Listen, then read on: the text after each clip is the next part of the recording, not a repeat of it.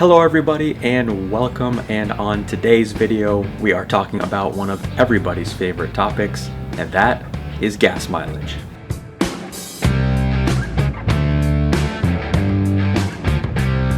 So for today's video I'm going to be testing out my 1994 Jeep Grand Cherokee, which as you can see looks a little bit different than normal today for this test. I will be explaining the rules and kind of how I'll be doing the test with the two different configurations of the Jeep a little bit later, and I will be getting onto the results at the end of the video. But I wanted to preface this video by saying that, I don't expect this thing to turn into a Prius overnight. It's still a 94 Grand Cherokee, still has bumpers and skid plates and a lift, and has the aerodynamics of a brick wall. This is a question that I get asked fairly often, but I'm really curious to see what I'm actually getting. I always tell people I get 15 miles per gallon, but is that really true? With all these modifications and whatnot, I really want to get an official number, get an official gas mileage, and then see if there's anything I can do to improve that. Now for this test, I will be driving my Jeep in two different configurations. The first is basically my daily drive mode.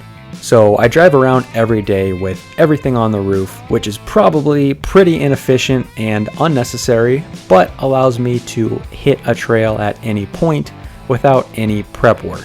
On top of the Jeep for this first test will be one of my spare tires, my high lift jack, shovel, and CB antenna, so quite a bit of wind resistance up top. For the sake of this test, I will also be putting the Jeep in full-time four-wheel drive. Now on a day-to-day basis, I usually don't normally drive around in four-wheel drive, but for this portion of the test, I basically want to attempt to make this thing as inefficient as possible. After I drive around for a few days in trail ready mode, I will be taking everything off the roof rack except for the lights, which are hardwired and mounted permanently. I will also be switching the transfer case into two-wheel drive. This will hopefully make the Jeep as efficient and conservative as possible. The nice part about swapping in the 242 transfer case is that I have more options for different road surfaces and driving conditions. So hopefully driving the Jeep in these two different configurations will allow me to get two different gas mileage readings and ultimately see which way is more efficient. In order to keep things as consistent and scientific as possible, I will be driving the same exact route at the exact same times of day. And the route I will be driving consists of about 2/3 of city and surface streets, where the speed limit is around 45 miles per hour. The other 1/3 of my route will be on the freeway, where the speed limit is 65 miles per hour. For this test, I will be going no faster than 65 if possible, and sticking to the speed limits in other areas. I will also be keeping the RPMs lower than about 2100, which is that first line above the 2 on my tachometer. I will be using a GPS device to track my exact mileage throughout the whole test, and finally I will be filling the Jeep up at the same pump at the same gas station at the same time of the day. All of these small details will hopefully allow me to keep the test fair and get some accurate numbers at the end. With that being said, let's get on with the test and start burning some precious fuel.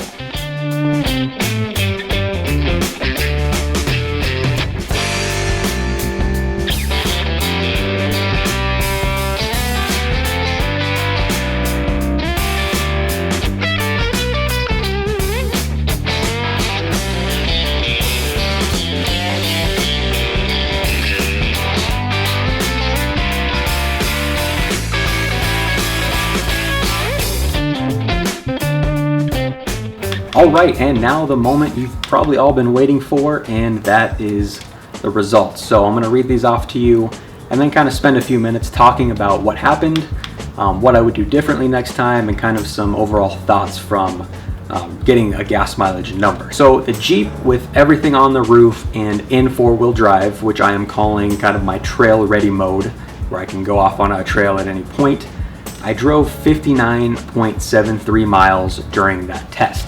And when I went to fill up, I put in 2.6 gallons of gas. And that breaks down to about 22 miles per gallon, which is actually far better than I was expecting this thing to ever get, especially with all of the modifications I've done to it. By comparison, when I did the second test, I took everything off the roof and I put the Jeep in two-wheel drive to try and make it conservative. And I actually ended up driving the same exact mileage down to the 100th of a mile. So I drove 59.73 miles again, but this time when I went to fill up, I put in 3.9 gallons of gas. Almost 4 gallons and almost 1.5 gallons more than my first test when I thought the Jeep was inefficient. So that breaks down to 15 miles per gallon. So there's a 7 mile per gallon difference in there somewhere, which I'll try to, interpret a little bit here in just a second. So the test definitely didn't turn out like I was hoping or expecting. I did the test expecting the first one, the Jeep to do pretty poorly, and then taking some stuff off and driving in two-wheel drive I was hoping would be more efficient. And it turns out just the opposite was true, in that at least on this test, the Jeep was more efficient in four-wheel drive and with all the stuff on the roof. So a little puzzling results, and I have a couple of ideas as to why that may have happened. I'd say for the most part, I did pretty fairly, driving similar on both tests. I went the same exact mileage, I took the same exact route every day, and there's no real incident that sticks out, like I didn't drive crazy one day. I mean, it was all fairly normal. One of the things I think that contributed to the difference is obviously the two-wheel drive versus four-wheel drive. Now, there's long been debate, two-wheel drive always gets better gas mileage, four-wheel drive always takes more gas. But on a vehicle like this, where I have the ability to switch in and out of two-wheel drive or four-wheel drive, I don't think it's quite as dramatic of a difference. And here's why. So most of my route was surface streets, city streets, stop and go traffic, pretty much anything below 50 miles an hour. And at those slower speeds and kind of variation in power, I honestly do think that the four-wheel drive might be more efficient, which kind of contradicts, everything that you typically think of. Now, if I were to be doing a long highway drive or a long commute where I burn through the whole tank in one setting, up at freeway speed or something, I think two-wheel drive would be more efficient then, because then the Jeep is kind of just cruising along. There's not a lot of change in speed. It doesn't have to move all this weight, at different speeds all the time. So I think that is a major factor in this test. So if my route would have involved more freeways, I would be curious to know how that would change it. That's definitely something I want to look more into, is the two-wheel drive versus four-wheel drive. Now, the second thing I think that is a big factor is obviously the roof rack.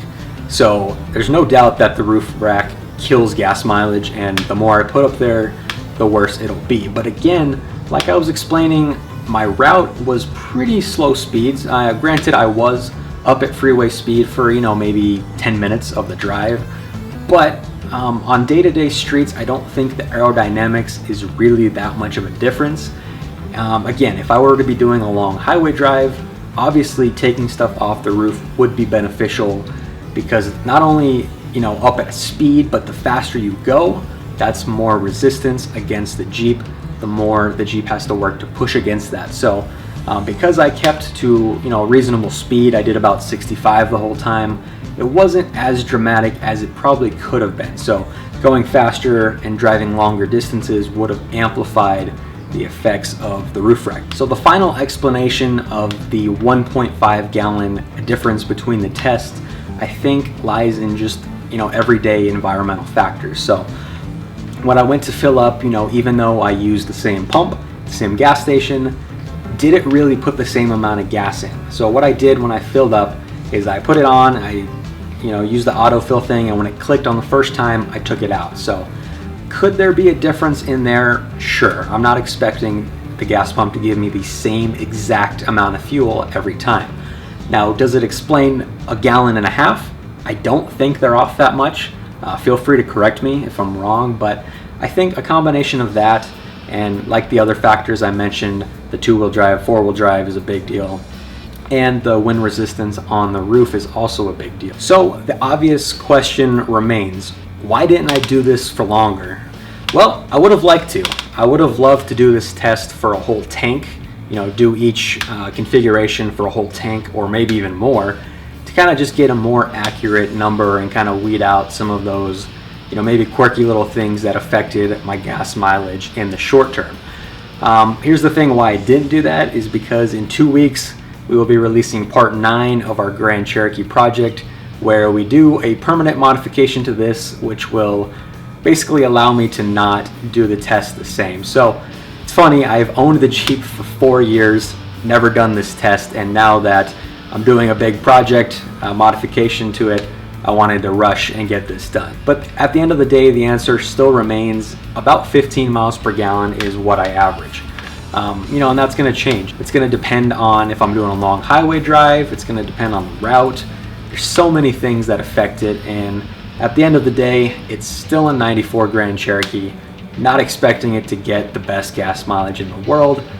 But if I wanted to save, there are a few things I could do here and there. So thank you for watching this video. A little bit shorter and a little bit different subject today, but it's something I get asked often, and I wanted to get an official number, which remains the same at about 15 miles per gallon, depending on the scenario. That's that. Stay tuned in 2 weeks. We will be releasing part 9 of our Grand Cherokee project series, where we do some cool modifications to this that you're probably not going to want to miss. This one is going to be fun. So thanks for watching this video, and we'll be back in the coming weeks with a Grand Cherokee project video, along with some other trips and ATV rides in the future.